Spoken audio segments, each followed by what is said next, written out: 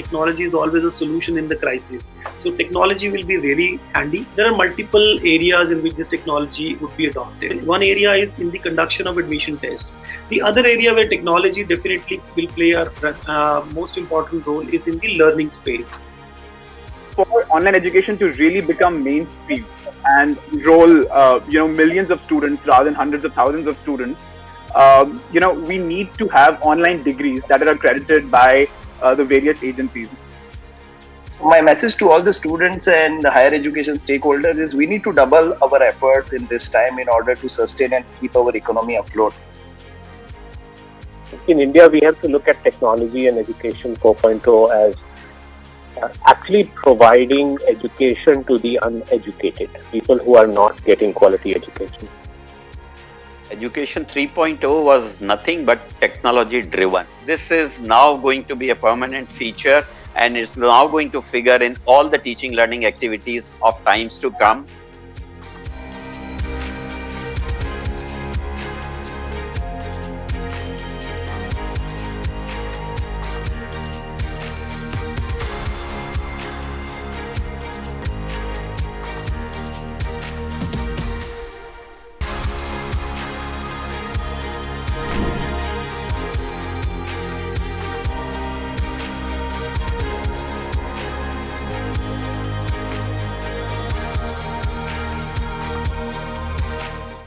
Hello everyone, I welcome you all to another chapter of Collegedunia Connect with Association with Propelld. My name is Twinkle from Collegedunia Web Private Limited, India's largest review platform and leading search engine platform for higher education in India. Today, we are here to discuss shocks and aftershocks of the pandemic with the education system. As we know, universities have seen a drastic change in the last 2 years, altering their practices and their environment to cope with the pandemic. But these changes have also highlighted the promising future of learning and the accelerated changes in modes for delivering quality education. So, we have invited today thought leaders from top institutions of India and leaders from industry to know their insightful thoughts on the effect of the COVID pandemic on the educational system. Now, I would like to thank all the panelists for joining us today. It's an honor to connect with you all, and we are so excited to hear your insightful thoughts and experience. Now, first, I would like to introduce Mr. Tarun Anand, founder, Universal Business School. Welcome, sir. Thank you for joining us today. In the starting, I would like to ask your quick opening remarks for the session.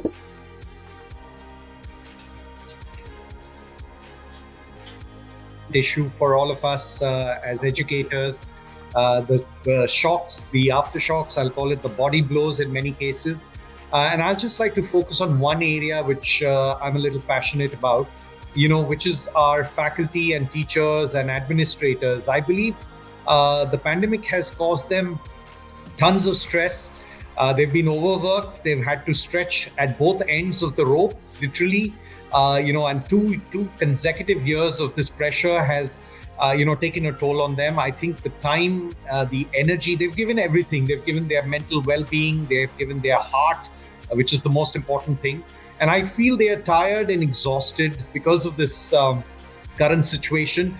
Always education was demanding, but, I believe what they've had to go through has been tremendous and 2x or 3x what a typical government employee has to go in. And it's very difficult to replace these teachers, the specializations, the requirements in the field of education is unlike any other place where you can, maximize the talent pool, like in IT or in health, you can really do that. And, do you see the students coming in, new young students, they'll throng to the IIT, the NEETs in multiple lakhs, tens of lakhs. But do you see that if you go to a college and say, do you want to be an educator? That's not the first thing that comes to the mind of a typical young aspiring person. So, in order to reach and teach students effectively, I believe that a human connection was very, very important. And many people went to the field of education to have that connection.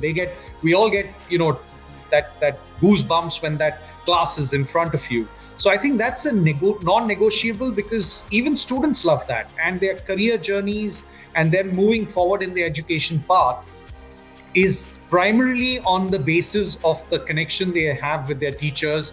And this is where I think it's going to be a vicious cycle that, pandemic after pandemic, wave after wave, we are seeing that, it's getting in, we are out, we are in, we are out. So students aren't performing as well. So this puts an additional burden on the teachers to get the, marks ahead and, try and push them. This obviously decreases their bandwidth in a sense, and I feel this will hamper in the long run the way teachers. So I feel we are, this one of the big shocks is we're cutting the legs of the teachers and asking them to run across the finish line. So it's kind of a gridlock, and the impact, and we'll talk of solutions in this panel, but one of the impacts I feel is this is going to be a drop in people wanting to go to this profession. Because of the stress, it's going to result in a drop in education quality, because class sizes will become bigger and the existing teachers are going to have to deal with more. And it's going to lead to a drop in graduation rates and academic scores. So I think in the Americas, this has reached epic proportions. In fact, they are saying it's a tipping point. A recent survey showed that the big resignation we are talking about in the corporate world, it's even hitting the teaching world, the faculty world, where 48% of teachers admitted that they've considered quitting in the last 30 days, right? So I think, and 34% are saying we might even quit entirely. So this is a tough body blow that we as educators need to deal with. So those are my opening remarks. I'd love the team to take it forward.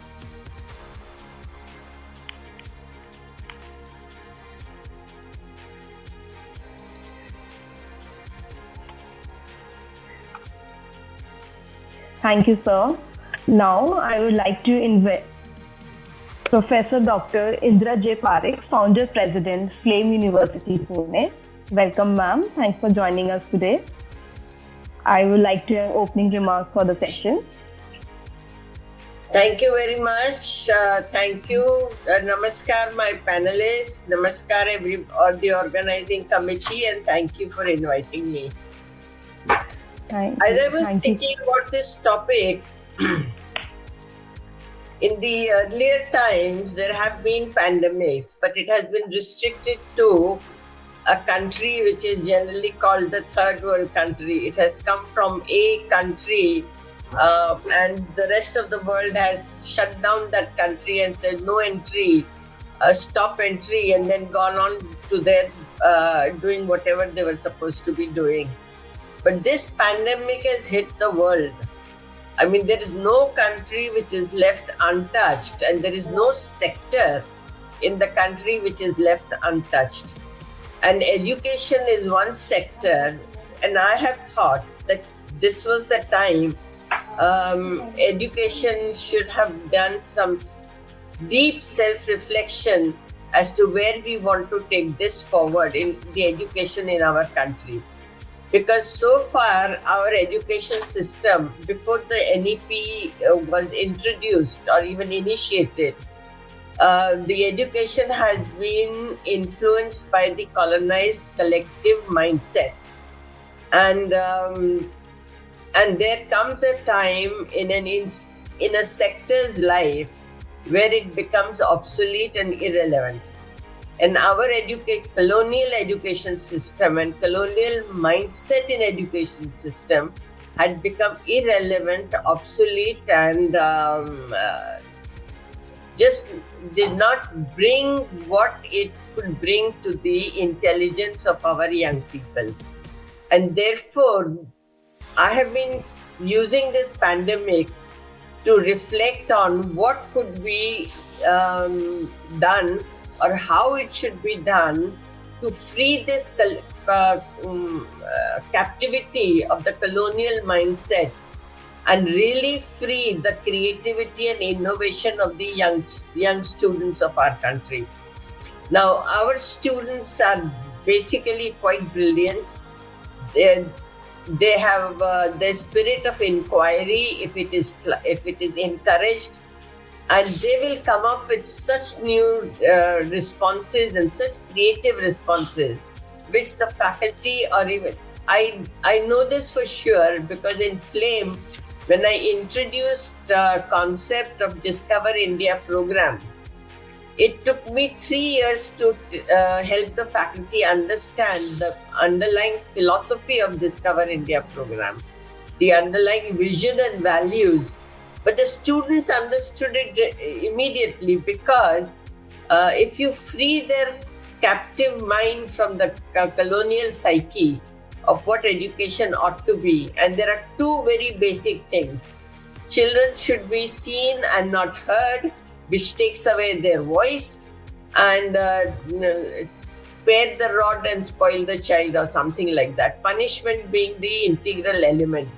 Now, if you take these two away from our young people, their mind is free and can roam the infiniteness of the wisdom which is available.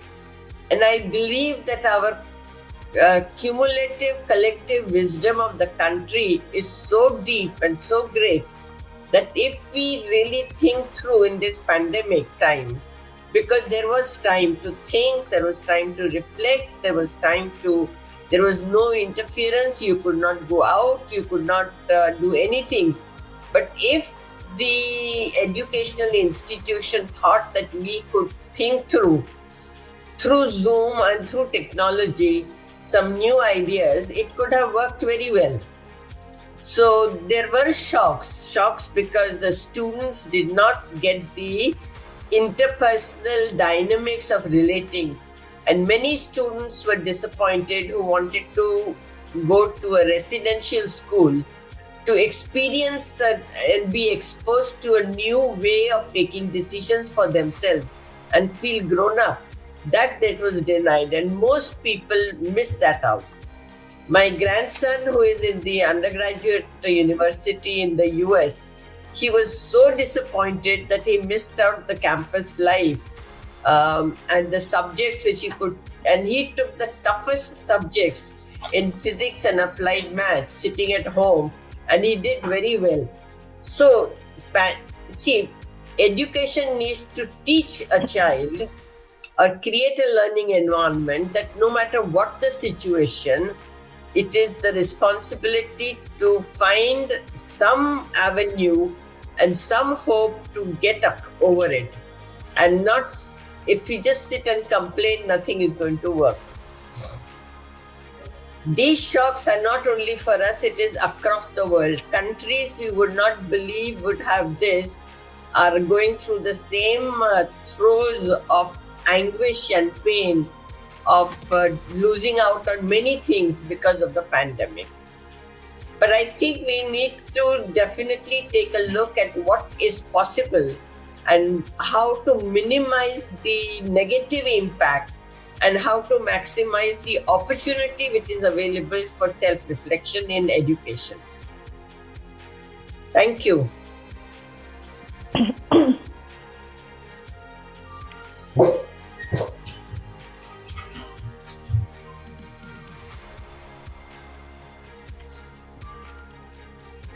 Thank you, ma'am, so much.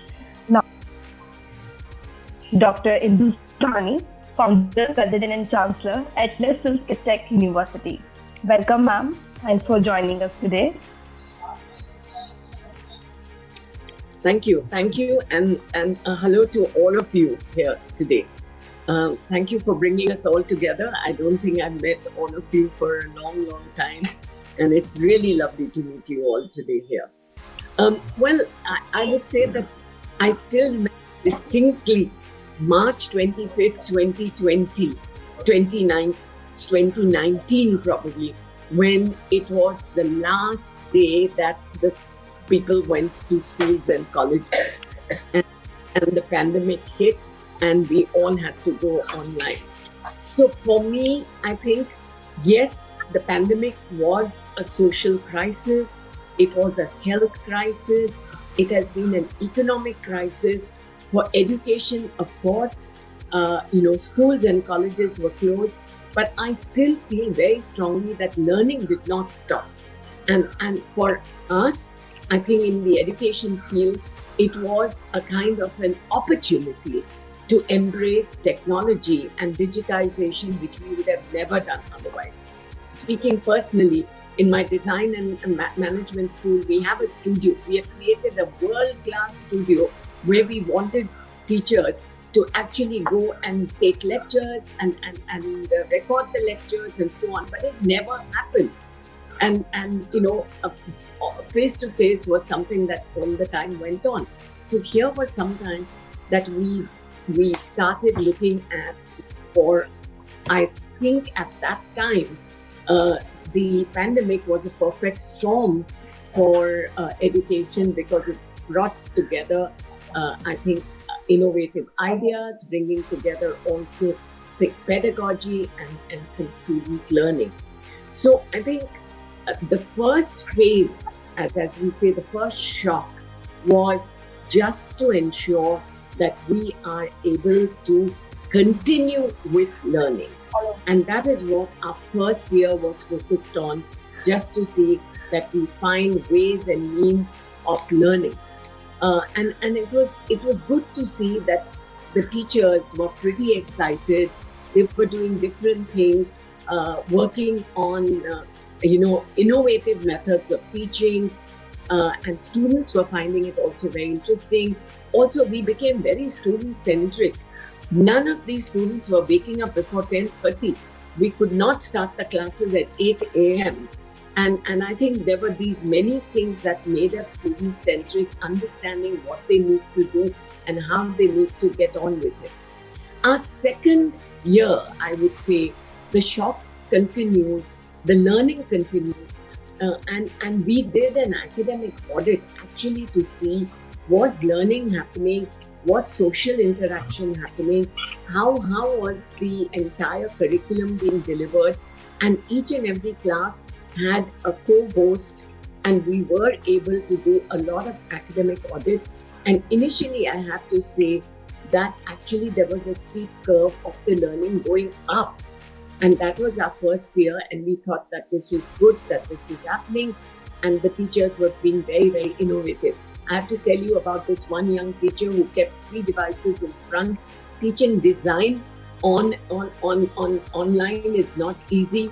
Keeping 3 devices, one where he would talk, one where he would explain the prototype that had to be created, and on one he would actually show the photograph of the prototype he was creating.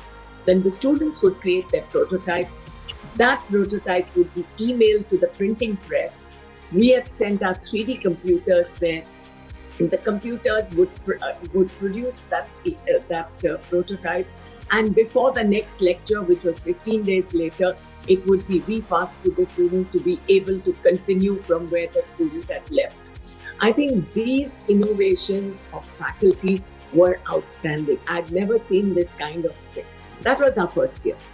Our second year, I think there was a little bit of, I think the aftershock, as you say, was more of fatigue getting in, and we had to start doing to see that there were no learning losses. We had to start seeing that there was social interaction. So some time when it was allowed, smaller hybrid classes were being held, but it was not the same. And of course, we had to support the teachers, and I think boost the morale of the teachers. That was something that we felt. Sending them cakes on Christmas, doing, if the students gave us a good, fantastic rating, and I thought the students would do special things for them online. And now I feel that 3 things that I've taken away from the pandemic, and I hope that these three things are not lost, because we got a chance to reimagine, we got a chance to reinvent our education and reboot. Don't forget how much of rebooting we did. So the 3 things that I really feel that was something that was the good part of it. And of course, we would now not want this to be lost, what we were able to create, the innovation that the teachers brought to the class. I hope that continues when they go back to the class and that the learning continues. The second thing was the interdisciplinary nature. I mean, if you have schools teaching you 5 different things, why could you not? We could never have done it on campus because of scheduling. And here it was so easy to do. A student from a management course could take a film course, a student from a film school could take a course in media, and this is how we were able to convert this into interdisciplinary. And we are hoping that we continue these electives even after we come back on board. And finally, I think something that Tarun also talked about is that international. Wow, never before have I managed to get such brilliant block teaching done internationally from professors. So I think my learning today is that after the shocks and the aftershocks, innovation, interdisciplinary education, which actually is something that the NEP is promoting, and to see that we can continue the internationalization, we don't need to be on campus to do it. So that's what my take is. I do hope that we are still able to take all the strengths that we got out of online teaching and learning, and digitization is here to stay. It is the future. So let us train our students to really be hybrid and get on with it. Thank you so much, Dr. Indu. Now, I would like to welcome Mr. Sandeep Pachpande, Chairman, ASM Group of Institutions. Welcome, sir. Thanks for joining us today. How was it? Thank you so much, Twinkle, and thank you to Collegedunia, and a very good afternoon to all the wonderful panelists and all the attendees. The pandemic has been absolutely a mixed bag. Obviously, it has affected everyone, and not only disrupted all the businesses or the education, but also the business models itself. And unlike any other crisis, the uniqueness of this crisis is no one knows when it's going to end. So it looks as if that we'll have to learn to live with the virus now. When the pandemic hit, yes, I think everyone in education had that early and quick adoption to the technology. And they all ensured that, as other panelists earlier said, Indu also said that we ensured that the learning never stops. And we were lucky at ASM at least, because we already were doing a blended learning from over 5 years even before the pandemic. And thanks to our partnership with HBS Online or IIM Bangalore and other ENY, Amazon and other partners, our staff and teachers were already in that mode. And we already had a CTO in place, so our adoption was a bit quicker. And being mainly focused towards business education made that journey a bit more easy as such. But having said that, there are quite a lot of challenges also which came through this. I think, every crisis should be looked as an opportunity. And as the earlier panelists said, I think this is one of the best times for us to rethink, reimagine, reboot and reset the complete education system as such. So as we moved on from the high touch and low tech model, we immediately had to adapt to the high tech and the low touch model. So I think that adoption was done pretty well by many of the institutions. However, on a very practical note, there is a big digital divide in a country like India. And that puts in a lot of challenges to ensure that we can deliver this in very good quality to each and every stakeholder. So the digital divide, I think, makes it a bit difficult and challenging to do it. And I feel that the role of education is to prepare our students for the careers of the future. And that is what is totally uncertain. And that's put us all as educators in a difficult spot, because we don't know what jobs are going to be coming out in the future. 60% of the job roles would be different by the time our students would come out in the market and join them as such. So I think as educators, we have to really reimagine the way we are educating.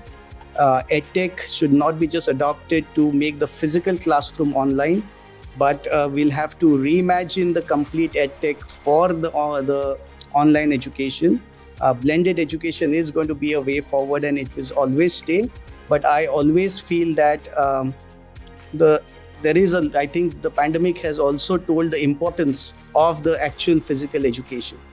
Yes, we can do the knowledge transfer, but the skills and the other learnings and aptitude and the bonding cannot happen unless we are there in a physical mode. Yes, the work from home, Zoom fatigue has got in, and we all are talking about innovation. So I remember a quote from Obama who said that innovation and education are the two things which define the success of a country.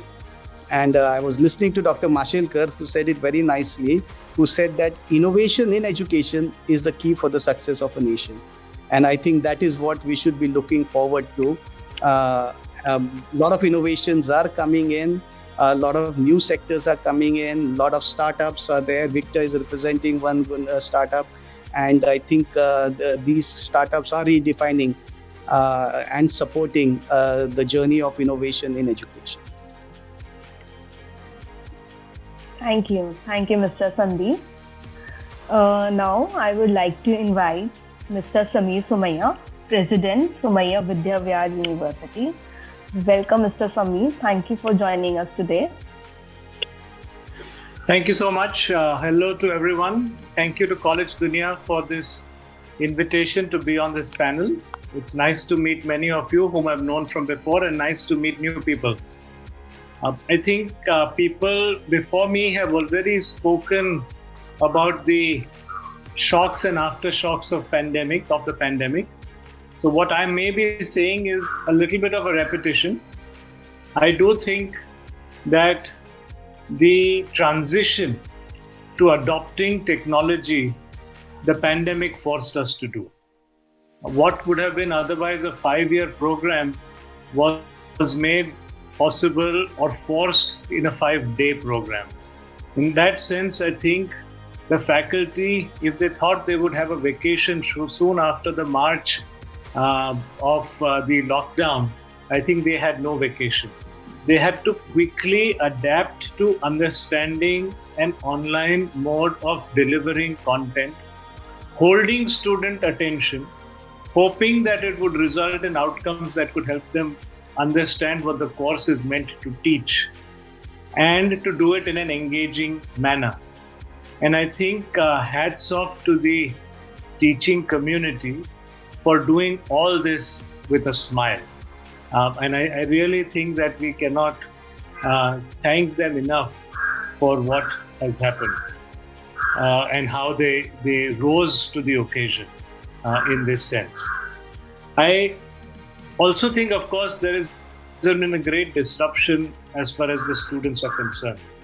Dr. Indira Parikh mentioned about her grandson who had to take a course. Imagine that, you wanted a campus life and you got the content, but, in education, especially in the younger years, is so much more about making friends, growing up, making decisions, and being away or in a physical environment. I think the pandemic has been, in that sense, a great source of, I would say, disappointment in terms of what students may have wanted to expect and what they got. What I mean from a total experience, and it's not just a content experience. I think institutions have risen to try and make the best of the situation by creating these online models of learning. But we all, as Mr. Sandeep just mentioned, it also reflected and showed the importance also of physical education spaces as we go along. I think the future, we have now understood what a physical campus and education is all about. We understand hybrid, and we also understand purely digital. I think it will be important to reflect that this is not a one-size-fits-all system that we have. We will have to identify where is physical and absolute must. What does hybrid allow us to do which physical only did not do? And to whom is a purely digital model also appropriate? I think the opportunities are there, the force of adoption of new technologies have shown us that there is a possibility of expanding opportunity. While we expand opportunity, we must think about to whom, what is appropriate, and how, and reflecting on this digital divide. Because while we do this, we must understand that a lot of our population and indeed the world needs access to, if we go to hybrid, these devices as well. So how do we put it all together to imagine the new India that we want to deliver in the context of our content, our relevance is what I think is necessary. So thank you very much for this opportunity. Thank you. Thank you so much, Mr. Samir. Now I would like to invite Mr. Bharat Agarwal, President, Vishwakarma University. Welcome, Mr. Bharat. Thanks for joining us today. Yeah, good morning, good afternoon. Am I audible? Good afternoon. Yes, sir. Yeah, greetings to everyone. Thanks to Collegedunia for inviting me, and a big hello to all my co-panelists over here. We have been meeting only on such tiles for a long time, and I believe we have to continue to do that for some more time since Omicron has now just set in. A lot has been spoken about the journey of the academic institutes before me. I still believe a lot should have been more spoken by the entire leadership of the country about the great way in which the entire adoption happened by our teachers, the students, the parents of technology, of online systems of learning and teaching learning. The teachers, the students just adapted to all these systems brilliantly. I think I heard this quote from somewhere that we have been, of course, appreciating the doctors, nurses, medical staff, even government officers for the great work they did during the pandemic. We simply just missed out on the teachers while appreciating them. वो बोलते हैं ना that while in the pandemic the medical staff and the doctors, nurses were trying to save the country, the teachers were busy making the country at that time. And I believe we should simply more appreciate our teachers for using technology, using their homes, their environments around it so efficiently. I remember my incidents of my own daughter who is only 7 years old, studying in a class, and I was attending next to her. One fine day, the teacher was not at her usual volume, and we were like curious to understand. But since we were parents were not allowed to speak, one of the child spoke up. "Ma'am, why are you feeling so dull?" And she responded saying that, "Children, I am COVID positive right now," which meant that even at that situation, she was wanting to do her job. Nevertheless, while we continue to appreciate our teachers for the great work they have done, we questioned our institutes, we questioned our teachers after maybe 15 days or 1 month of setting in of the technology. What is it in the online mode that is possible that was not possible in the offline mode? The answer to this question gave us some beautiful insights. We already have heard from our previous speakers about block teaching, about foreign faculty conducting workshops. I could also see a lot of interdisciplinary education happening because a student was very easy for him to attend multiple classes as well as to choose different streams. We largely represent engineering colleges and engineering education in Vishwakarma. So technology was anyways very close to us. But how to use it more effectively and efficiently online was something that came out brilliantly. We have a lot of emphasis on project-based education, project-based learning. A lot of students in groups are supposed to do live industry projects. That was another area where we felt that it would be a challenge on how do students and industry work on live projects. But in the end, after a few hiccups here and there, students and even the corporate people collaborated very well, and all of our students were able to work on live projects from their homes. And it was astonishing to see videos of all these students from their homes which are not too well, but still very confidently putting the demonstration of their work, of their projects across to their corporate mentors or to their teacher mentors. So this journey continues. I think we have a lot to learn yet. The first year was an experiment. The second year was reasonably well, has reasonably gone well. We now understand that hybrid education is the way to go, and there are so many possibilities that are now possible because of the hybrid mode of education and the use of technology. And I believe for education, and especially for personalized education, these are very, very good days to come. Thank you. Thank you, Mr. Bharat. Thank you so much. Now I would like to invite Professor R.S.S. Mani, Vice President, ITM Group of Institutions. Welcome, Professor Mani. Thanks for joining us today. Namaskar, everybody. It's been a wonderful learning session all this time, listening to colleagues and seniors. I'm not going to be repeating a lot of what has been said, but I must say this coming from a teaching background and the fact that so much has been said about teachers. I recall what once someone said, that technology can never replace teachers. And this has really been confirmed in the last 2 years. And put it in lighter vein, which I tell all my colleagues so that they feel good despite all this terrible situation around us. That technology might come in the form of 2G, 3G, 4G, 5G, 6G, but you can never replace the Guruji. And I think we are back to the good old sanskar as we talk about in the Indian context. For quite a bit of time, the teacher was seen as a repository of all knowledge in the world.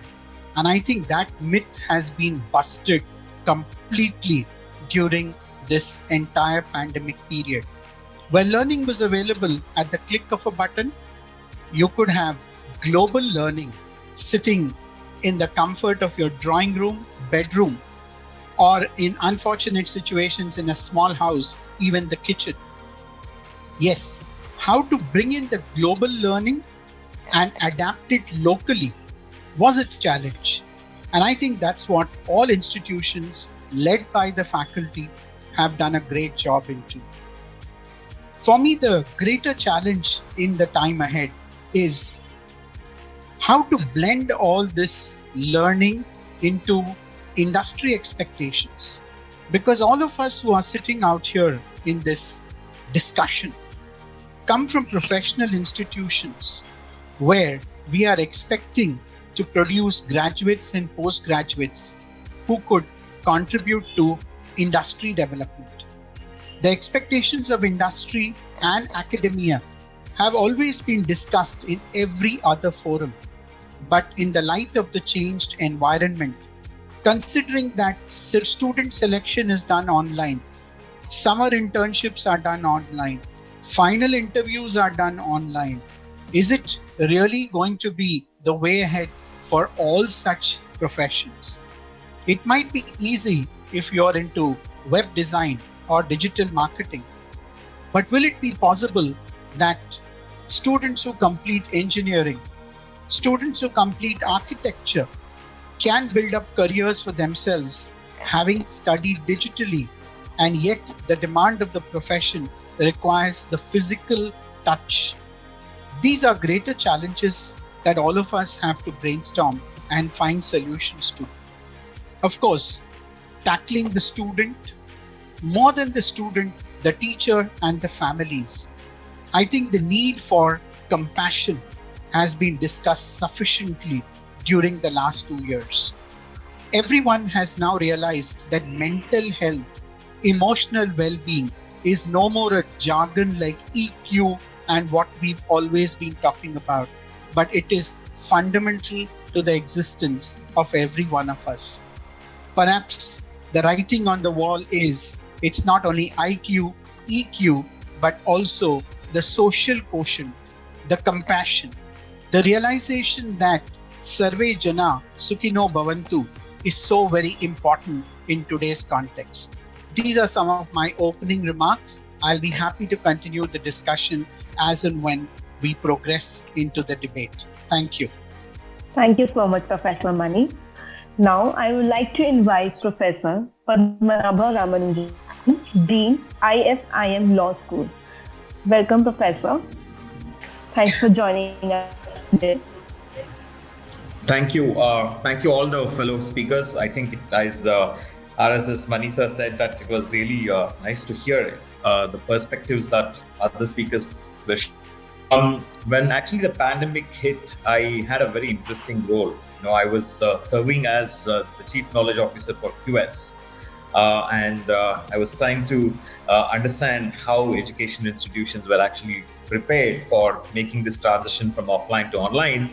Then I had to, in 24 hours, create an assessment and audit pattern for institutions, and that led to, we created a very interesting audit for e-lead. That is how e-ready is our universities to make this transition.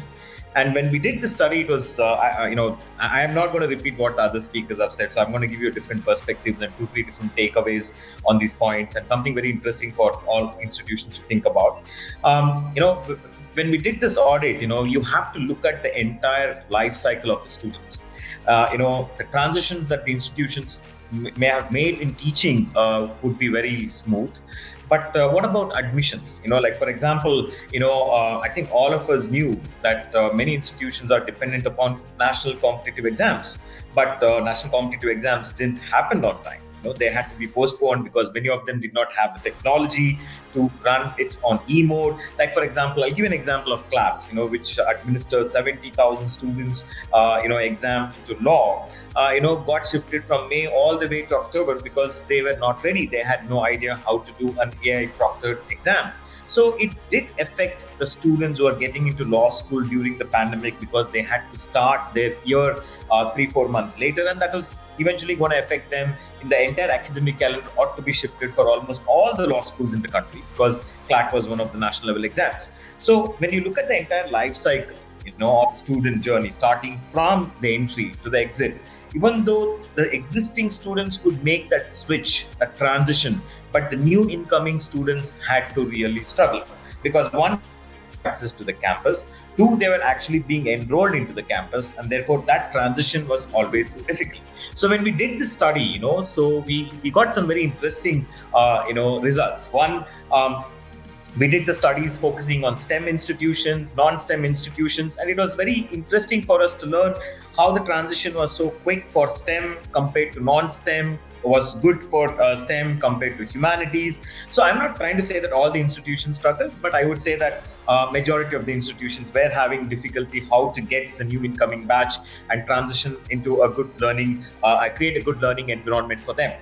The second point was, these students who are coming in the new incoming batch, they did not have that peer group, with whom they could actually go to, and how the interaction had to, take place on the online platform. What kind of, peer group interactions could be created was challenging, I would say, at that time when the transition was actually being made. And, we're all educators and we all know what those challenges are.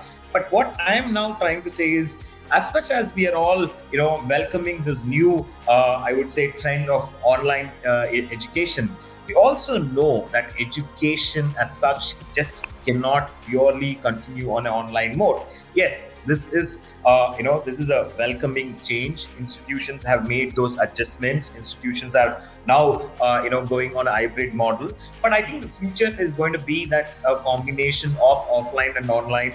Like, for example, how, we're going to create those video recordings accessible to students. One welcoming factor, which I really like what Shahani ma'am said, what Samir said, but one welcoming factor is, when you're doing online, it really helps for those remedial classes, because you have the recording of those classes. Students who miss the classes are having some substitute to go and read. Students who do not turn up for the classes have something to go and look up to, which may not in the original traditional form of offline classes was readily available for students. So that was a welcoming move. But as far as we're all welcoming online, I would want to put one moot point to all of you is, all of us would like to be in the online space, but I think the combination of offline and online is what the future is going to be. And I think, I'm a teacher as well. I don't teach students online, but I always enjoy my physical classes as much as I enjoy online classes, because there are certain domains which really need to expose students to real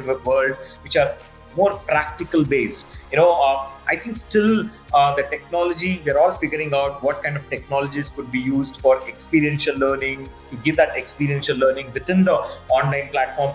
I think those technologies are still, I would say, evolving, but we are not able to give the same experience to the students which we could give in the offline mode. But having said that, I would go on to take more questions. But QS gave me an opportunity to do many studies. One other studies which I did was whether the mobility of the students during this time got affected. Were students making decisions based on the geography that they were in at the time of choosing institutions? And it was very interesting to know, yes, many of them chose health and safety as their first priority while choosing institution during COVID. So that also got us to know that people who are in Bombay were trying to look out for universities in Bombay. People who are wanting to go abroad were trying to look out for options within India. I think a lot of changes actually did take place during COVID, which allowed students to start exploring for good universities and good institutional, I would say, opportunities available within India. I think,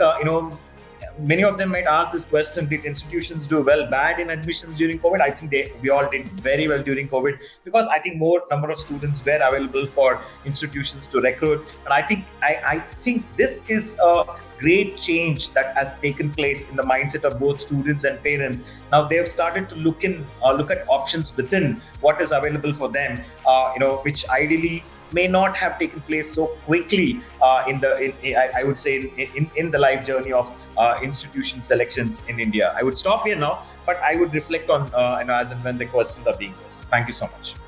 Thank you so much, Professor Padmanabha. Now I would like to invite Mr. Senapati, co-founder Propelld. Welcome, Mr. Thanks for joining us today. Hi everyone, am I audible? Yes, loud and clear. Thank you so much. The entire panelists. It was very invigorating, and it's a great learning experience to interact with you guys. Of course, we have been at the forefront of reimagining financial solutions for the entire education ecosystem in the country. We started Propelld with the idea that financing, you're coming from a financing background, coming from a finance background and a background of coming from a tier 2 city where we've seen firsthand how education is important. The innate talent plus the right sort of education just propels you a lot forward.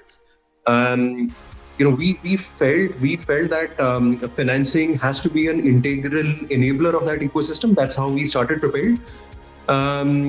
Fundamentally, we have been asking a few questions to ourselves, and fundamentally, that's how we have been, looking to build our solutions at Propelld. And this is actually, as one of our esteemed panelists has pointed out, the entire asking questions and the solutions for this has just been accelerated by COVID. I would say that's what COVID's impact has been.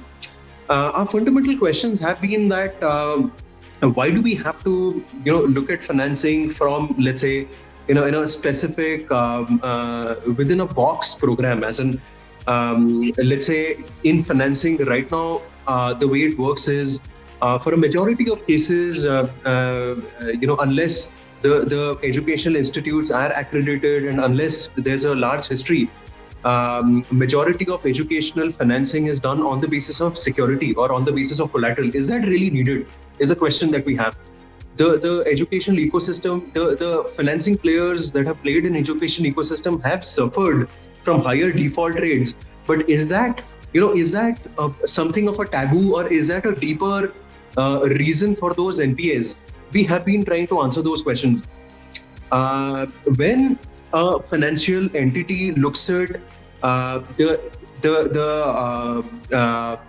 repaying capability of a student or his parent, they typically look at a balance sheet method, as in they typically look at the student or the parent's capability. It's the parent's capability of repaying back that loan. Now that defeats the entire purpose, according to us, because it basically means that people who are capable would be able to get a financing facility, but people who actually are in need would not be able to. These are questions that we have been answering ourselves.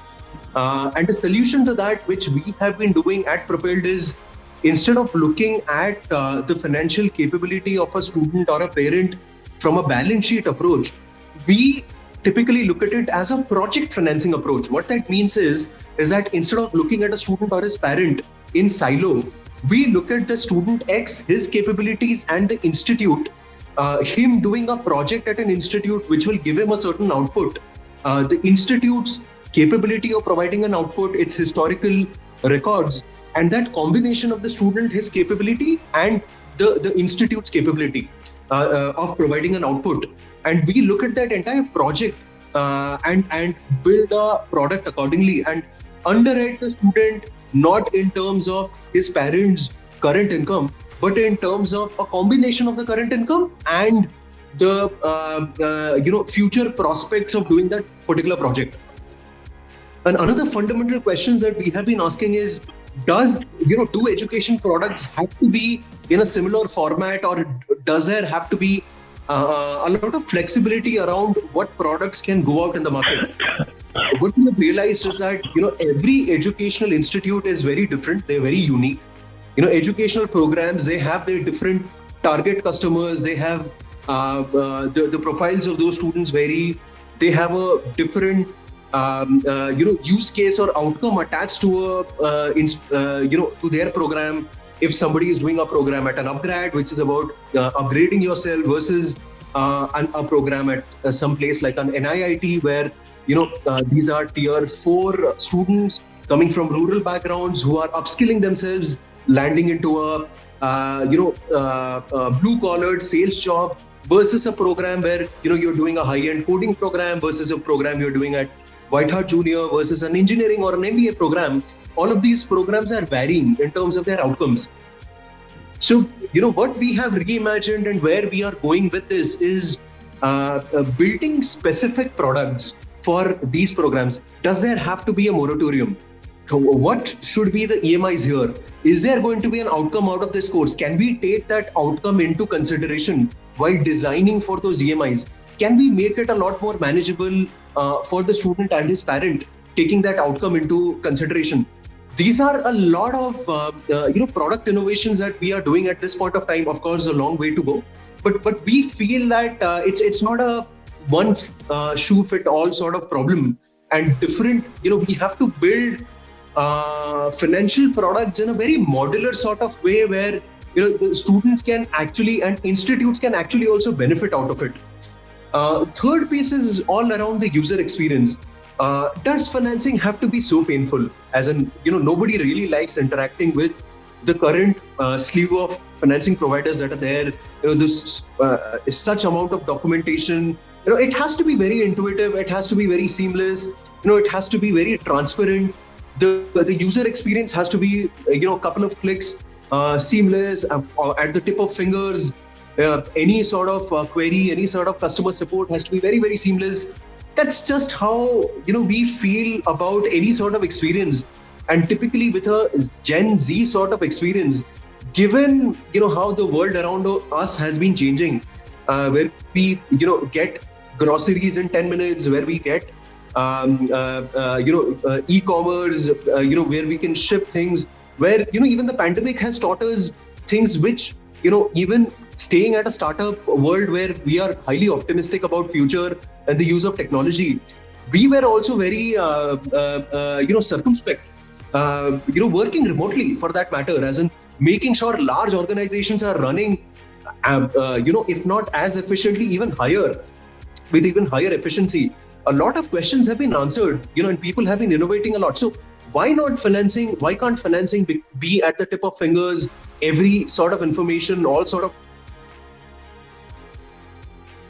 towards, and we feel that's a need of the hour. A fourth piece that I would want to look at is, all of this should come together. The way we feel about this is, all of this should come together as a unified experience for the student in terms of fee management, and for the institute in terms of receivables management. The entire experience around paying fees, the entire experience around receivables for the institute. Is it a payment gateway link? Is it a auto debit mandate that's set up as a auto debit tool? Is it a financing product in terms of a much more manageable loan product that is there? all of this very unified, the entire reconciliation of that much more central level. From a student's point of view, it's a very unified experience, of choosing from multiple options, everything being very transparent. That's a direction that we want to move towards, and that's what we feel is the need of the hour, and that's what we feel is going to be a big game changer from institute's point of view as well. That sort of an experience in entire payments is not something that's going to just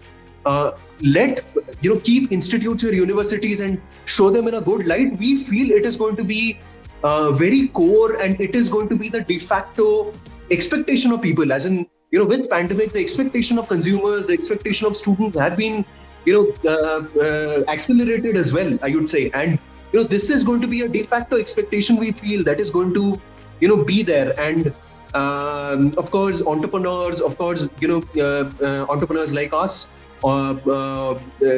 and the entire teaching community, the entire ecosystem has to come together to make sure that expectation is matched. This is broadly how we have seen the effect of pandemic from a fee payment or receivables or financing point of view. Very happy to take the panel's questions moving forward. But thank you again, Collegedunia, for the opportunity. Thank you. It's been a really great learning experience of hearing you guys. I'm sure we have seen this firsthand of the entire ecosystem, education ecosystem, working really hard. And we are also great believers in that education is the backbone of this country, and let's build this for the future generation. Thank you so much, Mr. Victor. So we will start our panel discussion now. Before that, I would like to thank our audience. I would like to ask them to please ask as many questions as possible in the chat box. Now, my first question would be to Dr. Indira.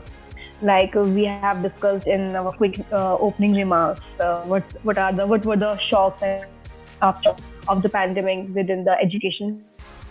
So, what are your views on the journey of institutes in the pandemic? What more changes universities are expecting in the coming days? Over to you, Dr. Indra.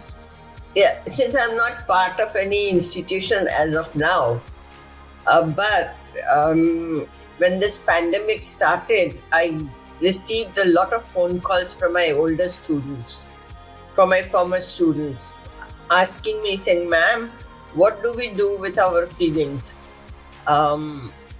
So many had lost their parents, some had lost their grandparents, and they did not know how to manage their emotions.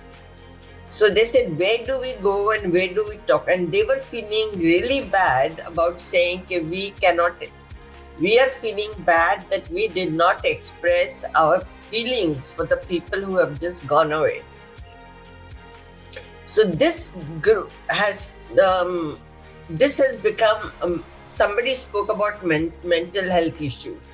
And I think this post-pandemic, when the students come together on the campus, it would be very important to have a space where students can share their experiences of their losses and also what has really happened to them. I think most of the young people have grown up to maturity much earlier than they would have otherwise, because to confront on the television the numerous amount of deaths and losses in the family or losses of people around them, and some also young people, it would become very important for educational institutions to make sure that they take care of this when the students return to back to the campuses. But one thing is true, that they have matured much faster than they would have otherwise. They have really grown up and accepted the importance of family, importance of members' support, importance of reaching out to people, and also providing support long distance. I think that has helped. That has definitely impacted the post-pandemic. It will be. People are more sensitive about their grandparents. People are sensitive about their parents, and the way they are talking to them, the way they are reaching out to them. That has really matured the younger generation and helped them understand that no matter what the difference is, what the divergence is, relationships are important and roles are important. Yes, Dr. Indra. So, thank you. I would like to ask the same question to Professor Mani. What are your views on the journey of institutes in the pandemic? What are the more changes we are expecting in the coming days with the new virus coming up? All right. One of the things which I mentioned with Dr. Indira again repeated, I think the most important thing is going to be emotional well-being. And I would believe that every institution should, if they don't have a system in place already, have a wellness center. And this wellness center should focus on being proactive to tackle some of the student issues, faculty issues, and I'd even go a step further, parental issues. Can you ever imagine that parents would actually be involved in how colleges are run, when do we reopen, what kind of quarantine facilities we have? Because we always believe that PTA meetings ended in the 10th standard. Once you went to college, the student and the parent were actually disconnected. But here, you see a sea change in the thought process because of the health circumstances which has come in. So this is going to be something which all of us have to commit as educationists, as people who are actually building the nation's future citizens. Second, a lot has been said about MBAs, engineering graduates, all the industry high demand professionals as they are called, being very insensitive. They used to always say MBAs carry a lot of baggage. They have their head in the skies. Their feet are not on the ground. But I think touch wood, God forbid the situations were terrible, but there's a lot of grounding which has happened. And I think this is for the good of the entire student community, particularly in the higher education space. And therefore, sensitizing students to society, sensitizing students to the fact that there is a digital divide, sensitizing students to the fact that there will continue to be a gap between haves and have-nots, and how I as an individual can make a difference. And that's where I mentioned before the importance of compassion, collaboration, and I'd like to add one more, individual social responsibility. We can't be talking about CSR just because the company's law says it. Let's ask each student, each faculty, each individual a question. What am I doing to make the society I live in a better place?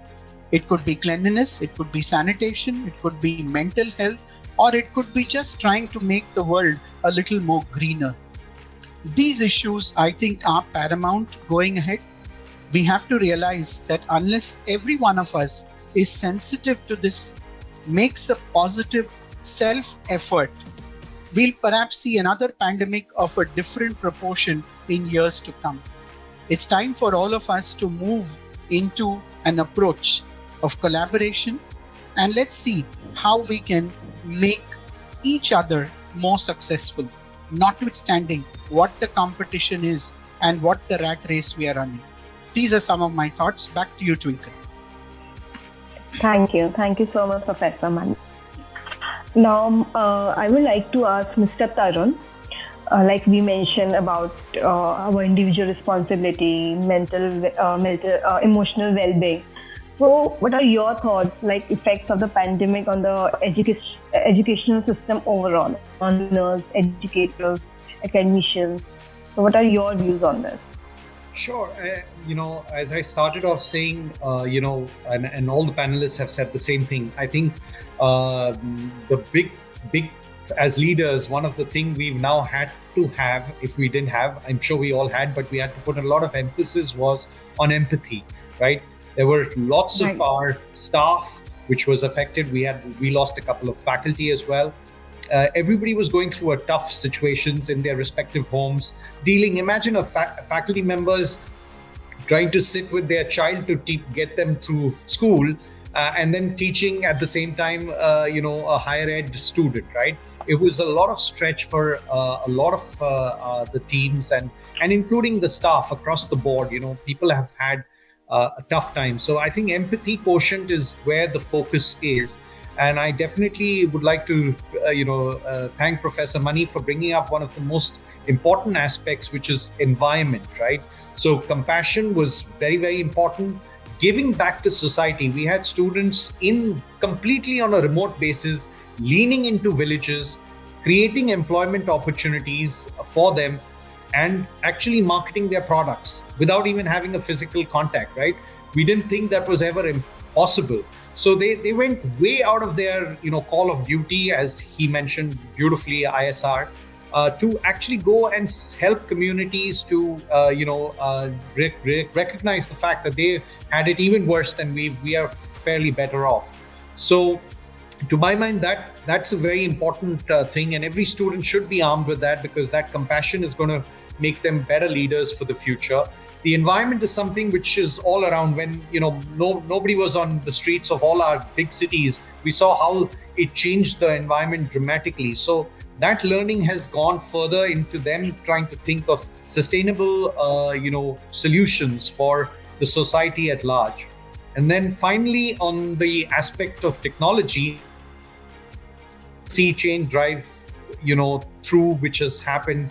And I think as institutions, it's all about getting a complete digital re-engineering of the student life cycle, defining that life cycle, and what are the technologies that can play in various aspects to plug them in.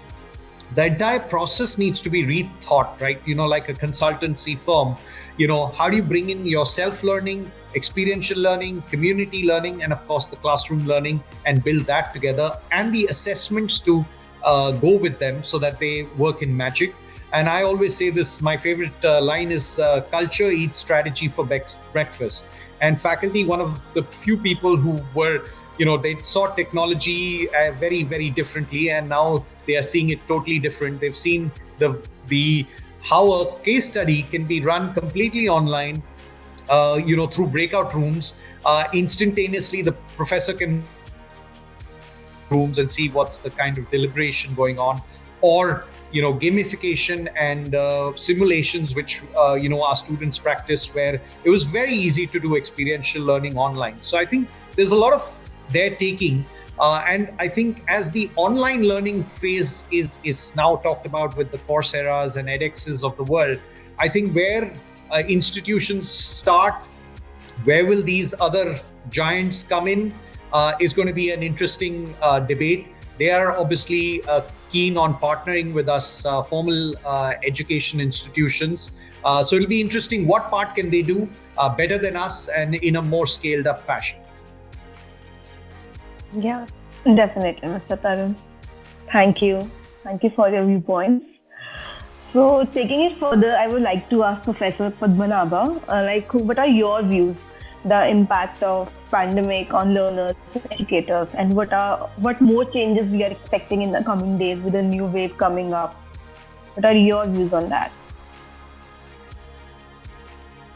Sir, you are on mute. Yeah, this is the first change we need to adopt. But unmute, Yeah. so we normally forget to unmute.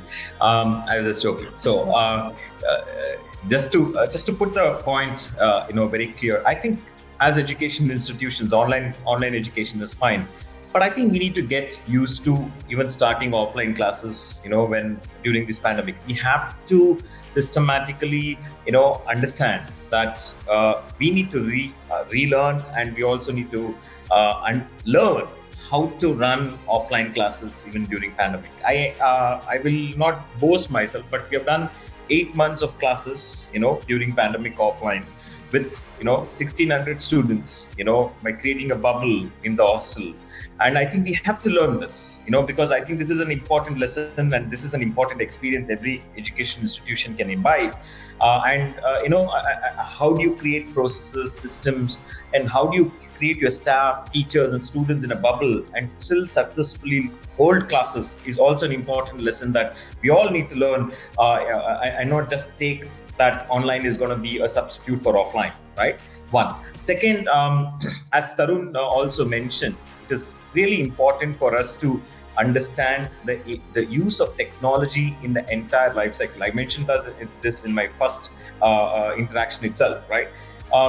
As much as the transition that we are making in the classroom experience for students is useful, but we need to understand what we are actually training these students are, not for the jobs that actually exist, for the jobs that don't exist. How do we use the online education platform and train students for the jobs that doesn't exist is a question. And as educators, we need to get in there. We need to understand what technologies we have and how we use this technology. I'm a big fan of integrating mainstream education with skills. I got an opportunity to go to economic forum and also understand 21st century skills and the impact that is actually going to play on Generation Z students. So it is important that we also see what kind of technology and tools we can integrate on skill-based education that can be effectively applied online. So what I'm trying to say is threefold approach. One, I think there is a serious responsibility on educators that we still see wherever there is a pocket to have those offline classes, create those bubbles and make sure that students still have that experience.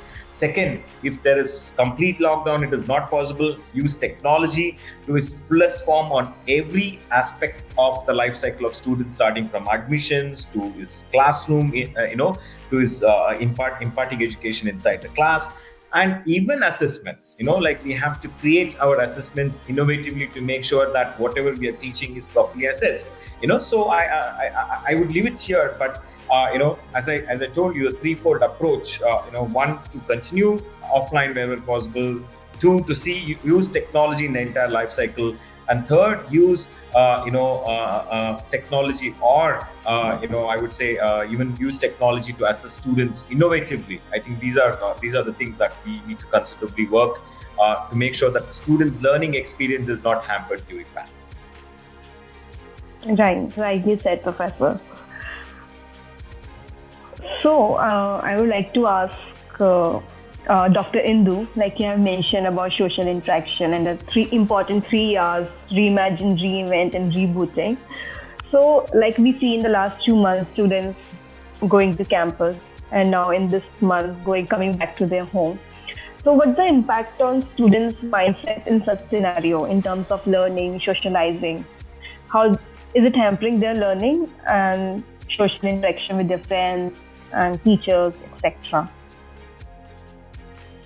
Well, let me tell you that it's interesting you asked this question, and I don't know what the experience of the others is, that the students like to come back to campus for socializing, but want to do the classes online. It's strange that when we told them that, we're doing hybrid classes, most of the students preferred to go online and did not come onto the campus. But the minute there was a social event, or there was a club event, or there was something that they had to come together for, they were very happy to come. And so I think that, work from home kind of a resistance to come back to work is going to happen even with us in students, not just in the corporate world, but even with us in students. Even our faculty were very happy taking the lectures from home. And finding it very convenient. So getting them out of their comfort zones and getting them back to we had to create some very exciting days where we did faculty development programs and so on, so that we could get them back onto the campus and feel the need to want to come back. So to me, I think getting into the pandemic was, yes, tough, but getting out of the pandemic and getting onto the campus is going to be even tougher, because you've got outstation students also. And in the outstation students, the cities, different cities have different kinds of levels of the pandemic and parents feeling, not so secured about it. So I think, yes, it's going to be difficult because we're back again now to almost a closure. Was told that, not my faculty, fortunately, because they're at home, but I was told that a lot of my staff who are here in the office, almost 30% of them have just got the pandemic. So, have got the infection. So I think it's going to be tough. It's not going to be that very easy because one is not very clear about what is the future as far as these viruses go. And some other virus has just been discovered in France, so we don't know what's going to happen about that. But what I do feel is that I'm happy to see that a new semester has begun and the students are as excited because we've changed quite a lot. We changed the electives, we changed a lot of the things. I think that is what we had to do. We've changed some of the faculty to 2 different classes, and we had to innovate in different ways so that we could bring back the spring in the education system and the learning system. And having said that, we are all hoping that 2022 will be a better year. But I remember when 2019, within the first week of the pandemic, a research report from Harvard has said that pandemic is going to continue till 2022, and no one could believe that, right? Now we really don't know how long this is going to go on, but let me say that learning will never stop. And I think we have to keep the excitement of learning going with the faculty, with the students, and let's hope that they do well. And as 2 important points that I felt here is that everybody talks about resilience, but I'm glad that you all talked about empathy and you've talked about community building. And I think that is something that has kept the students going through this. A lot of them have done very individual projects, and it's amazing to see the kind of entrepreneurs that this pandemic has given rise to. Younger people who are doing so many different things to bridge the digital divide. So hopefully, I think I'm an undying optimist, and I do hope that education will always be supreme. Rightly said, Dr. Indu. Thank you so much for your viewpoint. Now, I would like to ask Mr. Samir. I have discussed 2 major points that learning should never stop and the hybrid learning is the way in the future. So I have one question in our chat box, like how universities are planning to take the classes in future. So what's your view and our answer to the audience? Well, Dr. Indu Shahani just before me mentioned that she hopes that 2022 will be a good year. I'm sorry. And she also said she's an undying optimist. So, I think we must all live in hope. You have to learn from the past, the struggles of the past. We have to learn from I'm sorry, this is the wrong time for my phone to ring. Sorry. I think the struggles of the past, also the learnings of the past and the transition we've made. Some of the frustrations of the present, the opportunities that we have claimed and seen. And then being optimists, we hope, this is really there's no ringer off on this old-fashioned phone here. So, and so I think what I said in the beginning is that we have to look at the world in a manner in which you have physical classes, you have, physical classes, you'll have hybrid classes, and you'll have purely digital classes. Being an optimist myself, I do think that the pandemic will burn itself out sometime in 2022. With the burning out of the pandemic, we do hope will prepare for a return to campus. We are also a resident. We have a lot of campus residents as well. So students come back for also a different experience. Some of our students do. So you want that student to come there, grow up, and make decisions and enjoy the kind of camaraderie that exists on a campus. At the same time, there is a great learning that you can do teaching in also a hybrid mode. And there is great flexibility in having a hybrid mode, both from a teacher's point of view, also from a student's point of view. How this new environment, when hoping the pandemic fizzles out, what can be done synchronously or asynchronously? What can be done with student groups digitally? Because there will also be faculty that you can access which you would have never otherwise accessed. You could access faculty globally. You can have that. So you want to retain some of the benefits or all the benefits. You want to retain, in fact, all the benefits that you learned from the fact of doing a pandemic. You want to be able to, as you say, scheduling becomes easier, interdisciplinarity becomes easier if you can access courses. You don't have to be physically present for all of them. So that would be very interesting. And finally, what I would like to say is that there are also opportunities for purely digital outreach. There are student bodies or students who want to learn. For example, we have students across the world who want to learn Pali. How do you reach that student body who want to learn Pali? So whereas you might also develop a program for artificial intelligence, you might also want to develop a program that reaches students to even teach some of these esoteric subjects. So I think the challenge will be to understand the benefits or the learnings of the past and then take it into the future, embracing the change that you have, not having the fatigue, and being optimistic and seeing that the world will return to a new normal, and how we can use this new normal to reach a wider student body in a more enriched framework, and also such that they are physically there to have the excitement of living life and loving life. That's what I would say. Thank you, Mr. Samir. Thank you so much.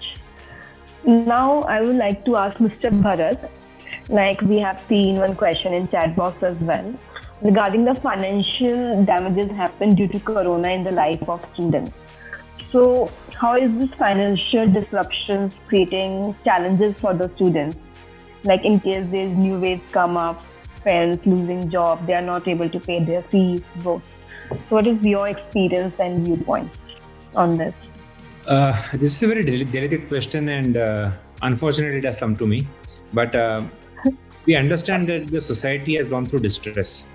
Now, distress is different at different economic strata, but definitely the lowermost strata of society has been the people who have been going through the maximum amount of pain, and especially I would say financial or monetary pain. The experience, at least at our end, has been that there is a challenge of parents being able to make upfront payment of fees like they were used to do pre-COVID. There is also a challenge of affordability, where students and parents have not been able to afford a particular course because many of them have lost jobs or their businesses have gone down. I, being in my own network of other institutes, owners in my city as well as in the country, generally feel that organizations, universities, colleges, schools have generally been sensitive to this, have been empathetic with the parents, and have accommodated as much as possible all the parents who have gone through distress. Now, the form of autonomy, the form in which the support has been provided might be different. There would be some parents who may only require an installment facility, and many universities have provided multiple installment facilities for parents. There have been also cases where a lot of free scholarships have been provided, which otherwise were never provided before. Because of this, there is also a view from the university college that has to be looked upon, that non-payment or no inflow of money has resulted in some sort of distress for the college and the university as well. But that, I am sure, because of the importance of the sensitive nature of the sector that we are all in, we have never brought it to light, and we have never spoken too much about it. And I think so that is very well respected. That means we should respect all the universities for doing that. Going ahead, I think the next 6 months, because of this third wave, would still continue to be a sort of a distress year, a distress 6 months as far as fees payments goes. Universities, colleges are continuing to support. We ourselves have launched a lot of schemes that were never existing before to help students and parents to come out and to do as much as possible in terms of making them afford to make them pay the fees. Of course, we have cut down on a lot of costs on our side that is making our lives a bit better.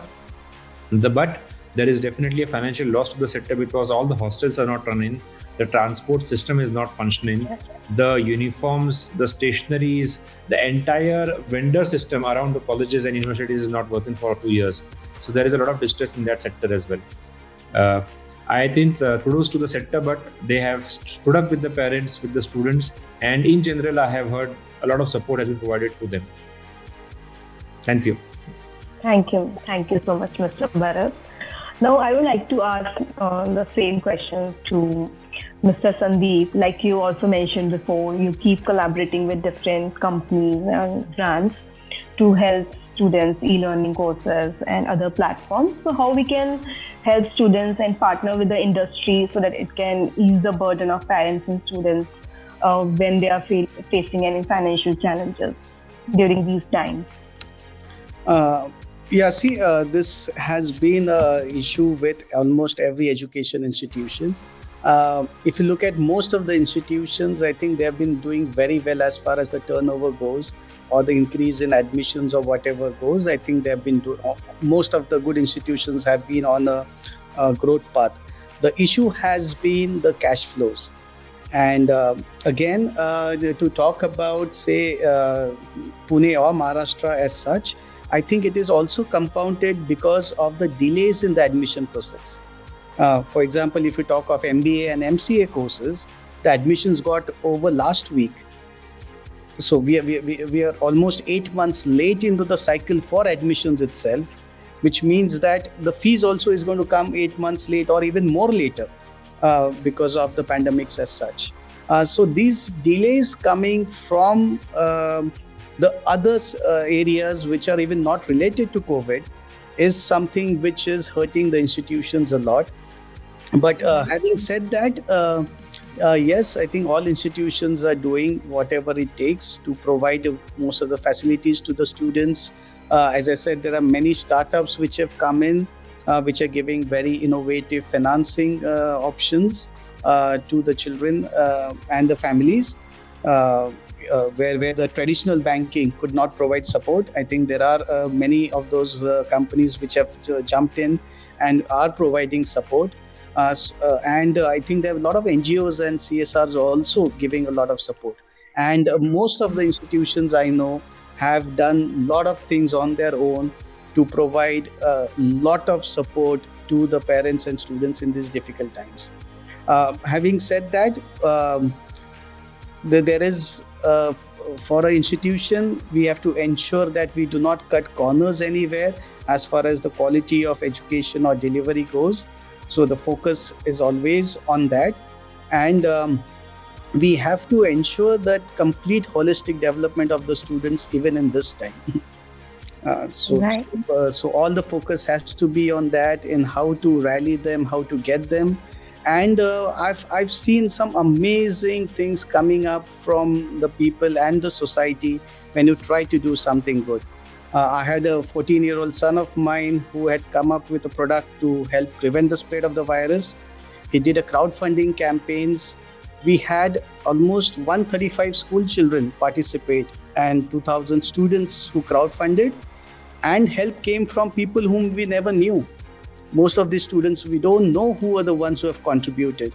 So there is that feeling among students from the society to do something good and to contribute to the society. And I think that's the key.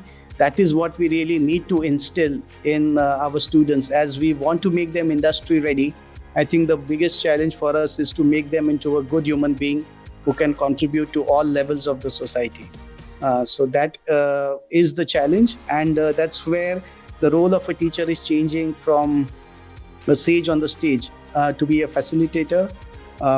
adoption of technology is going to be the key for giving personalized experiential learning experiences.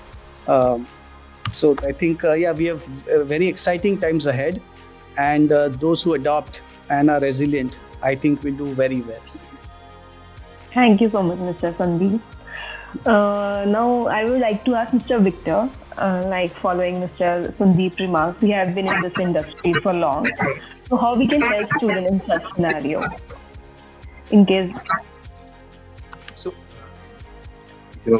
Thank you so much, Mr. Sandeep, Mr. Bharat. I think you guys have put it very aptly. Of course, there are two levels of disruptions that have happened. One is a very immediate level, which is the financial impact that this entire uncertainty has brought to the table. The uncertainty on income streams. The second thing that has happened is because of everything going digital. The expectation of fee payments and the expectation of that user experience has also changed quite a bit. Given that people, I don't know the numbers, but I'm pretty certain the penetration of groceries being ordered digitally would have increased manifold during this time. Just as an example, right? So. You're absolutely right. We have seen institutions, bring their own schemes, installments, waivers, being very generous with respect to, fee payment, being very patient. A lot of help has been doled out. We have also been trying our very best to build products to help out institutes. A few products that we are currently working with. A lot of institutes are. With respect to fee collections, how do we integrate the entirety of the fee collections onto one unified platform? How do we build installment plans? How do we monitor those installment plans? How do we bring in a certain adherence to these plans? It's a balanced approach between that adherence and that flexibility.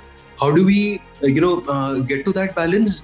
And of course, what our bread and butter has been at Propelld, which we have been doing since the last 3.5-4 years now, has been about building financial products or loan products, and we have been rolling these products out. We have been seeing a lot of traction, a lot of need for these products at a lot of offline institutes, be it at coaching centers, be it at colleges, universities. Innovative products with respect to semester financing or yearly financing, making it into sort of like a zero cost product, making it into smaller bite-sized EMIs which are manageable, bringing products for MBA colleges which are into which provide a moratorium and then manageable installments. Bringing those sort of underwriting checks which traditional underwriters do not use, looking at the academics of the student, looking at the historical records of the institute to build such products, making sure the process is very, very seamless, to help out, to make sure that it's not a very lengthy process. There are not a lot of documentation which impedes the entire experience of the students or their parents and the institute as well. Going deeper and integrating at a much more deeper technology level with the institute sales team, so that financing is a product which is ingrained into the education product itself. It's not a product outside. So it shows as a subscription product, right? So those are a lot of directions and a lot of products that we are working on. Of course, a lot of these, everything as in a startup is a lot of things are work in progress as well, to be very honest. A lot of products are in a very mature stage, which are being rolled out and which are working very seamlessly. Our loan products are very seamless and work in a very efficient way, directly integrated into institute systems. Some of the new products are work in progress, and we are sort of piloting them with institutes. But yes, the situation has changed. The need for financing as an integral part of the product experience or product sales, education product sales is becoming more and more important. And we feel that fundamentally institutes should it's a core expertise which has to be given out to people with a financial core expertise, people like us, because as one of our panelists mentioned, the efficiency of that receivables payment is also one of the other challenges that is there, which we are also looking to solve. We are cognizant of the fact that the ecosystem is education ecosystem, and it is not a similar ecosystem as any other ecosystem like a consumer durable or any other ecosystem. It's a very sensitive ecosystem, and so the receivables efficiency has to be balanced with a certain amount of sensitivity, and of course that's another angle to it. But yes, definitely the efficiency, the supply chains disruption, the distress in those chains are there right now, and we don't have all the solutions as of now, but we are moving in that direction. It's not just us. I think a lot of startups have rallied, a lot of startups who feel deeply about education. We have a lot of startups who are coming to help out institutes and to build products which can be a win-win. Yes, we are all moving in that direction. Hopefully, with some time and with all of our efforts, we would be able to surpass these challenges that are there. We're already in that direction. But it's great to again hear from you guys. It's great to have a lot of panel, have this panel working in that direction. Thank you so much, Mr. Victor. So I guess we are running out of time. So I would like to ask one question, and anyone can get it answered. So my last question would be to the panel would be how what are the next action steps for the university? How they are planning to be ready with any unexpected changes in the coming days? So if any panelists would like to answer this question. Twinkle, there was a disconnect in your question. Could you please repeat? Your voice was garbled. Okay. Is it clear now? Should I repeat? Yeah. Go ahead, please. Yes. So how universities are planning to be ready with any unexpected changes in the coming days? It will be a closing question for the session. Mr. Mani, would you like to answer it? Yeah, I think for me, agility is the most important thing. With changes happening perhaps every alternate day, we have to be alert about what is the changes happening around us, what are the rumor mills going around in the market, and then try to decide how fast we can cope with the change. So for me, the key word is agility with compassion. That's just going to take us through this entire pandemic. Thank you. Thank you, sir. Mr. Samir, any closing remarks for the session? I think Professor Mani said it perfectly. Agility, adaptability. You need to adapt, you need to be agile, and you need to move in the right direction of the change that is demanded. So I think they're interesting times. Be agile and adapt. Thank you, Mr. Samir. Professor Padmanabha, your closing remarks for the session. I would say embrace technology. I think it is going to be a very integral part of your life. And I think both for students, faculty, and also parents, be open to, also trying to send your awards to institutions even during pandemic offline. I think innovations are now required to bring them back rather than innovations are required them to on an online mode, right? So I would say embrace technology, and I also, my message to all the institutions is try to innovate. I think this is a beautiful phase where institutions can innovate and make their own space and create value for education. Thank you so much. Rightly said. Mr. Bharat. Yeah. So I just feel that there are a few misses. In the online system that you have experienced. Socializing has gone down. People can't work in teams, in groups. I think it's important for us to learn how to mitigate these challenges, how to overcome the challenges online, digitally also. We know how to do it offline. We have been doing it for years. If we are able to do it online, we have done that part also, which may then enable us to do either of the systems, pandemic or no pandemic. Yes, definitely. Mr. Tarun? So, I say students are the heart of any institution, academic institution. So if we can reimagine the student engagement model and the student experience, I think we spend too much time on the focus on our side. Let's try and get their view of the world and try and reimagine education, which would be better for them. Definitely. Thank you, Mr. Tarun. Dr. Indira? Yes. I concur with all the statements made that technology has come to stay and it is going to be kind of part of life. But the technology cannot disregard the human sensitivities and human empathies and the need for people to relate with each other in a positive, healthy manner. I think both are very important, and we have to use technology. Faculty has to learn how to use technology.